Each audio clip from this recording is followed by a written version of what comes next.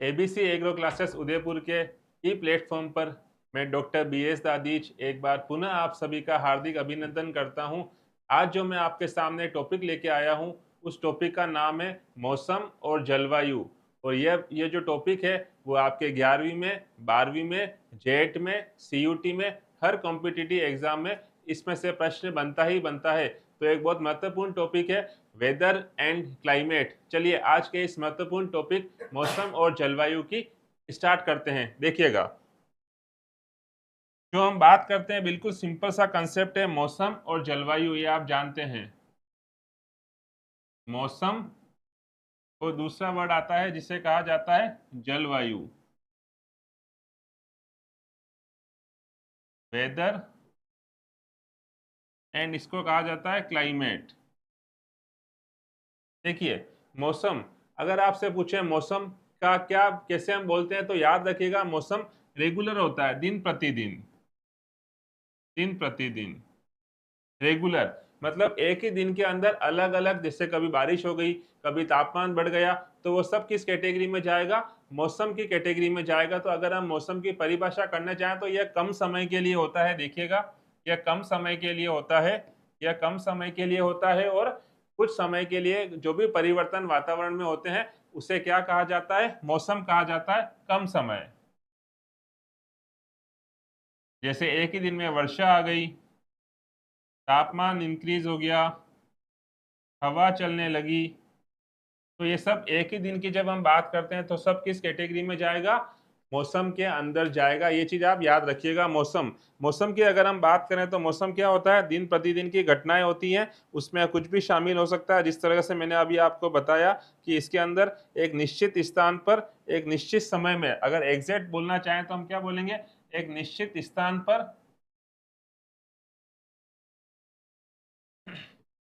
निश्चित स्थान पर, निश्चित समय में, निश्चित स्थान पर निश्चित समय के अंदर जो भी परिवर्तन होते हैं वो सब परिवर्तन किस कैटेगरी में जाएंगे? तो आपका आंसर हो जाएगा मौसम। किसी निश्चित स्थान पर एक निश्चित समय में, किसी निश्चित स्थान पर निश्चित समय में वायुमंडल में होने वाले परिवर्तन, उन्हें क्या कहा जाता है? मौसम कहा जाता है। और यह क्षणिक होता है, कुछ समय के लिए होता है। आप इसको बहुत बड़े लेवल पे मौसम नहीं बोल सकते। मौसम मैक्सिमम से मैक्सिमम एक दिन मान लीजिए आप, तो इस चीज को हम बोलते हैं मौसम। अब देखिए, मौसम के साथ में दूसरा वर्ड आता है जिसे कहा जाता है क्लाइमेट, जलवायु। और जब आप इस शब्द को देखेंगे तो ये शब्द खुद ही दो शब्दों से मिलकर बना है, जल और वायु। तो अंडरस्टूड बात है कि इसमें जो भी हम बात करेंगे वो किसकी बात होगी? वो बात होगी सारी जल की सॉरी, जल की और वायु की। अब देखिए, ये जो क्लाइमेट जो शब्द है, इस क्लाइमेट शब्द की उत्पत्ति अगर कभी पूछ लें आपसे तो याद रखिएगा ये ग्रीक भाषा से हुई है। ग्रीक भाषा में एक शब्द था जिसका नाम है क्लीमा। ग्रीक भाषा में एक शब्द है जिसे कहा जाता है क्लीमा। इस क्लीमा से इस शब्द की उत्पत्ति हुई है। और अभी हमने बात करी थी कि जब हम जलवायु की बात करते हैं तो इसमें जल भी शामिल होता है और इसमें वायु भी शामिल होती है। तो हम ऐसा बोल सकते हैं कि इसका जो शब्द होगा वो होगा जल और वायु। अब देखिए, जो हमने अभी बात करी थी कि मौसम पर डे चेंज होता है, तो याद रखिए दिन प्रतिदिन की घटनाओं का सामान्यीकरण जलवायु कहलाता है। देखिएगा, दिन प्रतिदिन की घटनाओं का सामान्यीकरण, दिन प्रतिदिन की घटनाओं का सामान्यीकरण, सामान्यीकरण का मतलब आप इसको औसत बोल सकते हो, औसत, एवरेज। उसे क्या कहा जाएगा? क्लाइमेट। और क्लाइमेट शब्द में दो चीजें शामिल है, उसमें जल भी शामिल है और उसमें वायु भी शामिल है। तो जल और वायु, ये चीज याद रखिएगा। अब देखिए, जब यह प्रश्न बना कि आप दिन प्रतिदिन की घटनाओं को, तो आप बोल रहे हो मौसम, और मौसम का एवरेज होता है वो कहलाता है क्लाइमेट। तो इसके लिए कुछ समय सीमा निर्धारित की गई होगी। तो याद रखिएगा, इसके लिए जो समय सीमा निर्धारित की गई है वो करी है डब्ल्यूएमडी ने, वर्ल्ड मेट्रोलॉजिकल डिपार्टमेंट ने इसके लिए 31 वर्ष की सीमा निर्धारित करी है। 31 वर्ष तक अगर आप रेगुलर सारे दिनों का मौसम का एवरेज निकालोगे तब उस कैटेगरी में आप क्या बोलोगे कि ये जलवायु है। उसके अलावा आप हमेशा जब बात करोगे तो वो किसकी बात होगी, मौसम की बात होगी। अब देखिए, सबसे पहले बात करते हैं पुणे। पुणे में 1875 में भारतीय मौसम विज्ञान विभाग की स्थापना हुई थी। किसकी स्थापना हुई थी, इंडियन मेट्रोलॉजिकल डिपार्टमेंट की स्थापना कब हुई थी। अगर कभी पूछ लें आपसे तो उसका आंसर क्या हो जाएगा, उसका आंसर है 1875। आईएमडी बोलते हैं इसको, आईएमडी, इंडियन मेट्रोलॉजिकल डिपार्टमेंट। इसकी स्थापना कब हुई थी, तो याद रखिएगा इसकी स्थापना हुई थी 1875 के अंदर। और यही बात अगर आपको वर्ल्ड लेवल पे पूछ लें, वर्ल्ड मेट्रोलॉजिकल ऑर्गेनाइजेशन या डिपार्टमेंट जो भी आप बोलना चाहो, इसकी कब स्थापना हुई थी, तो इसकी स्थापना हुई थी 1950 में जिनेवा स्विट्जरलैंड में। जेनेवा स्विट्जरलैंड में, ठीक है। तो याद रखिएगा वर्ल्ड मेट्रोलॉजिकल डिपार्टमेंट ने क्या बोला, 31 साल तक अगर आप सारे मौसम का सामान्यीकरण करते हो, उनका औसत निकालते हो, तो मिनिमम उन्होंने 31 साल निर्धारित किए जलवायु के लिए। मौसम पर डे चेंज होता है, आज सुबह अलग हवा चल गई, शाम को धूप आ गई, या शाम को बारिश हो गई, दिन भर तेज धूप रही, वो सब किस कैटेगरी में जाएगा, वो जाएगा मौसम के अंदर। और सामान्यीकरण जब आप करते हो, एवरेज जब आप निकालते हो, तो उससे कहा जाता है जल वायु। यहां तक बात समझ में आ गई आपको। अब देखिए, जो हमने ये बात करी थी मेट्रोलॉजिकल डिपार्टमेंट की और वर्ल्ड मेट्रोलॉजिकल डिपार्टमेंट की, तो अब देखिए जब आप मौसम की बात करते हो, तो मौसम की जब हम बात करते हैं तो मौसम का हम संबंध किस पे देखेंगे, हम कृषि की बात करें तो कृषि पे देखेंगे। तो याद रखिएगा, सबसे पहले तो याद रखिए मौसम का अध्ययन क्या कहलाता है, तो उसे कहा जाता है मेट्रियोलॉजी।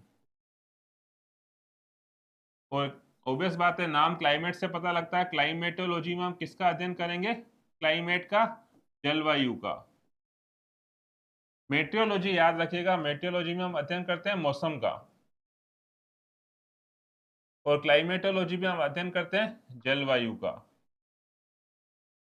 ठीक है। लेकिन चूंकि हम एग्रीकल्चर के स्टूडेंट्स हैं, तो हम ये देखेंगे कि इस मौसम का एग्रीकल्चर पे क्या इफेक्ट आता है, तो उस शाखा को कहा जाता है एग्रोमेट्रियोलॉजी। याद रखिएगा, एग्रोमेट्रियोलॉजी,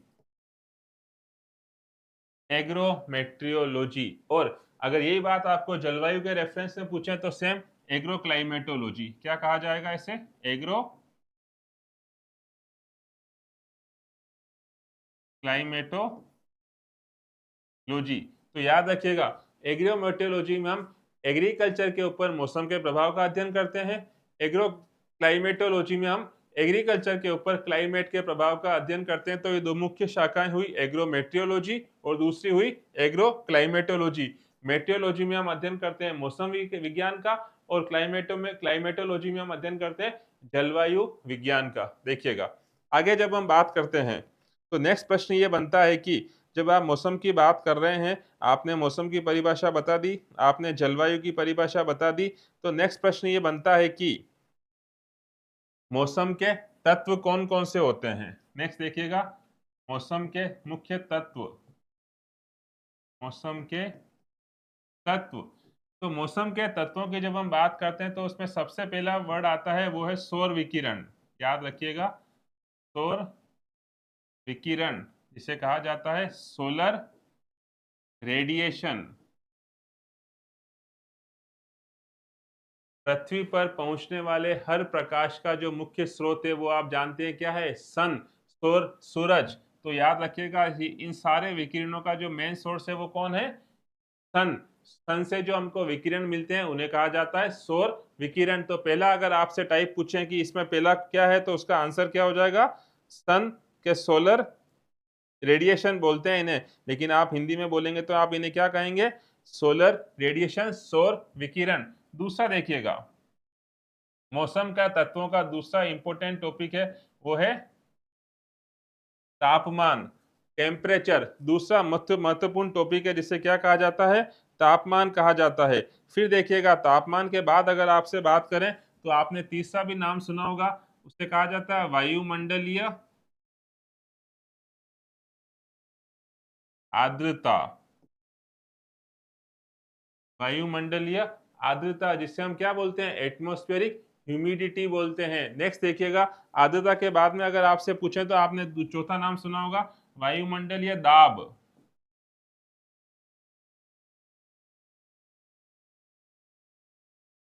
जिसे कहा जाता है एटमॉस्फेरिक प्रेशर। पांचवा देखिएगा, नेक्स्ट देखिएगा, वर्षा,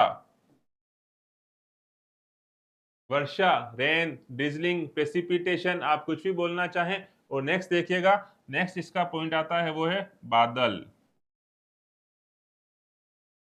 तो अगर कभी आपसे पूछ लें कि मौसम के तत्व कौन कौन से हैं बताइए, तो ये सारे मौसम के तत्व हैं जो आपके सामने लिखे हुए हैं। सौर विकिरण, तापमान, नेक्स्ट लिखा हुआ है अपेक्षित आर्द्रता, उसके बाद लिखा हुआ है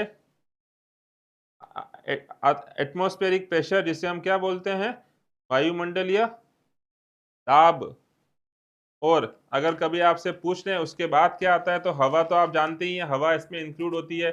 उसके बाद में इसके अंदर आता है क्या, हवा के बाद इसमें क्या आता है, वर्षा, बादल, हवा। ये सारे क्या हैं, मौसम के तत्व कहलाते हैं। अब देखिए, जब हम मौसम की बात कर रहे हैं, हम तापमान की बात कर रहे हैं, हम सौर विकिरण की बात कर रहे हैं, तो एक इंपॉर्टेंट प्रश्न बनता है कि जो आपके सारे जो प्लांट हैं, पादप हैं, पादप को प्रकाश दीप्ता, फोटो पीरियोडिज्म,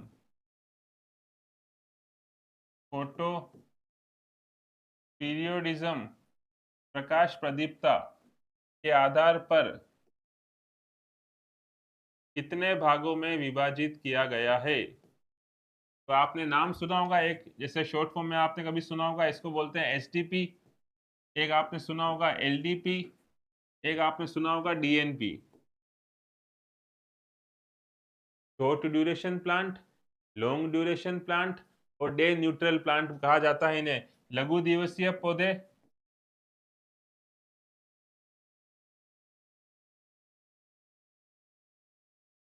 दीर्घ दिवसीय पौधे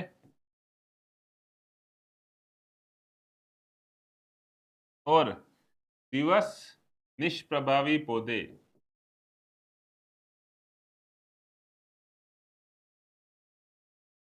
ये जो वर्गीकरण किया गया है वो प्रकाश कितने समय पौधों को उपलब्ध होता है उस आधार पर किया गया है, कि प्रकाश की आवश्यकता पौधों को कितने समय की होती है। उस आधार पर तीन कैटेगरी में डिवाइड किया गया है। जिसको कम प्रकाश की आवश्यकता होती है उन्हें कहा जाता है एसटीपी, जिन्हें ज्यादा प्रकाश की आवश्यकता होती है उन्हें कहा जाता है एलडीपी, और जिनके ऊपर प्रकाश का कोई भी प्रभाव नहीं पड़ता है उन्हें कहा जाता है दिवस निष्प्रभावी पौधे। तो यह देखिए, ये जो पौधे होते हैं इस पर प्रकाश का विशेष प्रभाव नहीं होता है, इसीलिए इसको क्या बोला गया, न्यूट्रल, उदासीन, दिवस निष्प्रभावी पौधे। की लाइट हो चाहे नहीं हो, प्रकाश की आवश्यकता उनको होती ही नहीं है। प्रकाश आए या चाहे नहीं आए, उनके ऊपर इसका इफेक्ट नहीं आता है। तो देखिए, अब हम बात करते हैं एसटीपी क्या है। एसटीपी का मतलब होता है लघु दिवसीय पौधे। इसका मतलब है इनको प्रकाश की आवश्यकता कम होगी, तो याद रखिएगा इनको 10 घंटे से कम प्रकाश की आवश्यकता होती है। 10 घंटे से कम प्रकाश की आवश्यकता होती है, उन्हें कहा जाता है लघु दिवसीय पौधे, शॉर्ट डे प्लांट। और जिन पौधों को 14 घंटे से अधिक,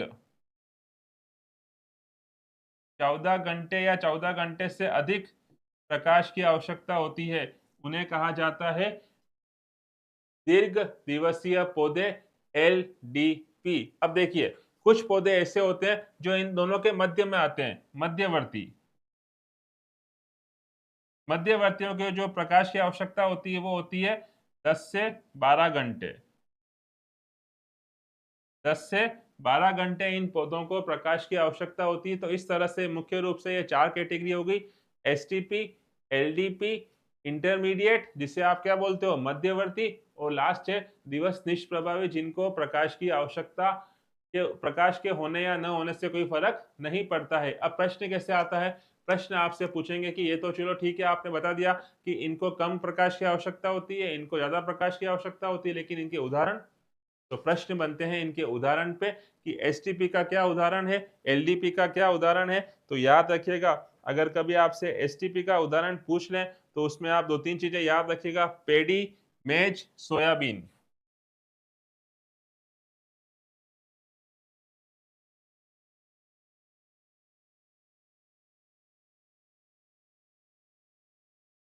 धान, मक्का और सोयाबीन। अगर कभी पूछ लें कि लघु दिवसीय पौधों के तीन उदाहरण बताइए, तो ये तीन आपने आपके सामने मैंने उदाहरण रखे, किसके, शॉर्ट डे प्लांट के। अगर यही प्रश्न आपको पूछ लें कि लॉन्ग डे प्लांट के एग्जाम्पल बताओ, तो उसके आप याद रखना, गेहूं, ओट्स, बार्ले, पोटेटो। गेहूं, जो, इसमें चुकंदर भी आता है अगर आपको ध्यान हो तो, चुकंदर। ये तीन एग्जाम्पल याद रखिएगा आप, गेहूं, दूसरा एग्जाम्पल है आपके सामने लिखा जो, तीसरा लिखा आलू या चुकंदर। ठीक है। अब देखिए, इंटरमीडिएट की जो मैंने बात बताई थी, उनको 12 से 14 घंटे चाहिए होते हैं। तो 12 से 14 घंटे का अगर आप एग्जाम्पल पूछो तो वो सिंपल एग्जाम्पल है, कॉमन एग्जाम्पल है, शुगर कैन, गन्ना। गन्ना, शुगर केन अगर आपसे पूछ ले तो किसका, उसको किस कैटेगरी में जाएगा, मध्यवर्ती उसके अंदर जाएगा, जिसको 12 से 14 घंटे की लाइट की रिक्वायरमेंट होती है। और अगर आपसे ऐसा पूछ लें तो याद रखिएगा, टोमेटो, पीस और कॉटन, टमाटर, मटर और कपास। ये सब आपके एनसीईआरटी बेसिस पे बता रहा हूँ आपको, क्योंकि 11 12 के जो एग्जाम होते हैं वो मुख्य रूप से किस किताब को फॉलो करते हैं, एनसीईआरटी। तो ये उसी हिसाब से मैंने आपको सारे ऑप्शन बताए हैं। एसटीपी के उदाहरण बताए आपको, एलडीपी के उदाहरण बताया आपको, डीएनपी का बताया, और इंटरमीडिएट का भी एग्जाम्पल आपको मैंने बताया। तो देखिए, ये सारी जो बातें करी थी वो हमने करी थी पादप को प्रकाश प्रदीप्तता के आधार पर कितने भागों में बांटा गया। पादपों को तो 3 4 भागों में बांटा गया, वो आपके सामने मैंने सारे क्या कर दिए, नाम लिख दिए। अब देखिए, जब हम वेदर की बात करते हैं तो उसमें एक मुख्य बात आती है, वो बात आती है वायुमंडल की। पृथ्वी के चारों ओर जो गैसीय आवरण है उसे हम क्या बोलते हैं, वायुमंडल बोलते हैं। पृथ्वी के चारों ओर गैसीय आवरण जो लगभग 1600 किलोमीटर तक फैला होता है, जिसे क्या कहा जाता है, वायुमंडल, एटमॉस्फेयर। एटमॉस्फेयर 0 से लेके 1600 किलोमीटर तक जो पूरा ऊपर का एरिया है उसे क्या कहा जाता है, वायुमंडल कहा जाता है। अब देखिए, वायुमंडल के ऊपर एक प्रश्न बनता है, वो आप जानते हैं, इसकी परतें होती हैं अलग अलग। उन परतों के नाम अगर आपसे पूछे तो नाम आप जानते होंगे, क्षोभ मंडल,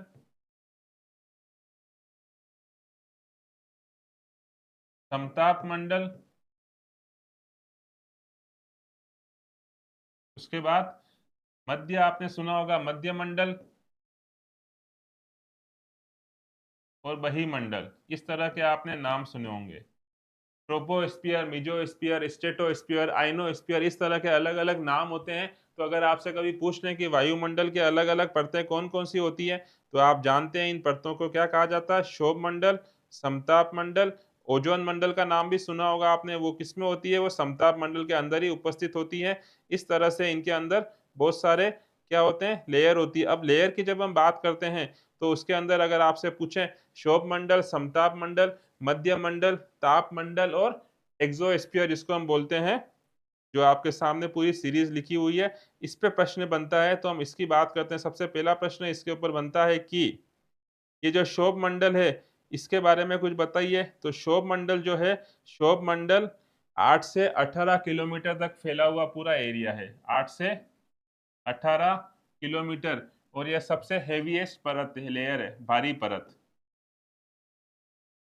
सबसे भारी परत है। भारी परत क्यों, क्योंकि आप याद रखिएगा, एटमॉस्फेयर में जो भी परिवर्तन होते हैं, वातावरण में जो भी परिवर्तन होते हैं, वो सब सबके सब किसके अंदर होते हैं, तो याद रखिएगा वो सबके सब किस में होते हैं, क्षोभ मंडल में होते हैं। और 75% के आसपास जो होता है वो सब इसी के अंदर होता है।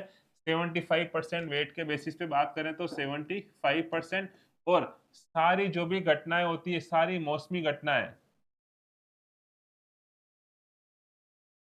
वो सब किस परत में होती है? क्षोभ मंडल के अंदर होती है, ये आप याद रखिएगा। दूसरी परत की जब हम बात करते हैं, दूसरे परत का नाम लिख रखा है समताप मंडल। समताप मंडल अगर आपसे पूछें कहां से कहां तक फैली हुई है, तो समताप मंडल इसके ऊपर है 18 से 50 किलोमीटर। और इसी के अंदर ओजोन परत उपस्थित होती है, जो आप जानते हैं ओजोन परत। ओजोन परत का जो मेन नुकसान होता है वो सीएफसी के थ्रू होता है, क्लोरोफ्लोरोकार्बन रिलीज होते हैं। ओजोन में जो छेद हुआ है वो उसके थ्रू सीएफसी का बहुत इंपॉर्टेंट रोल है। और अगर आपसे कभी पूछ लें कि ओजोन परत किस मंडल में पाई जाती है, तो उसका आंसर है समताप मंडल, जो कहां से कहां तक फैला होता है? 18 से 50। अब देखिए, इसका नाम है समताप मंडल, मतलब इसमें टेम्परेचर बिल्कुल हमेशा सेम रहेगा, इसमें मौसमी घटनाएं नहीं होगी। तो ये जो एरोप्लेन मूव करते हैं वो कहाँ मूव करते हैं? समताप मंडल के अंदर, याद रखिएगा। प्लेन, हवाई जहाज, अगर आपसे पूछें किस मंडल में मूव करता है, तो उसका आंसर हो जाएगा समताप मंडल, ये आप याद रखिएगा। अब देखिए, ओजोन क्षोभ मंडल, समताप मंडल के बाद में जो आगे वाली लेयर आती है, उस लेयर को क्या कहा जाता है? मीजोस्फीयर, जो फैला होता है 50 से 80 किलोमीटर। और ऊपर 80 से 1600 किलोमीटर तक जो लेयर फैली होती है, उसे कहा जाता है बहिमंडल, ये आप याद रखिएगा। बहिमंडल को थर्मोस्फीयर भी कहा जाता है, थर्मोस्फीयर, याद रखिएगा ये आप, थर्मोस्फीयर। ठीक है। तो देखिए, इस तरह से हमने आज जो बात करी, वो हमने बात करी मौसम की, जलवायु की, और उसके बाद में हमने जो भी बात करी, वो हमने वायुमंडल की विभिन्न परतों की बात करी। उम्मीद करता हूँ ये वीडियो आपको समझ में आया होगा। ये बहुत इंपॉर्टेंट टॉपिक है जिसमें से प्रश्न बनता है। इसी तरह के चैनल्स पे आपको इसी चैनल के ऊपर वीडियो मिलते रहेंगे, तो जुड़े रहिए आपके अपने एबीसी एग्रो क्लासेस उदयपुर परिवार के साथ। बहुत बहुत धन्यवाद आप सभी का।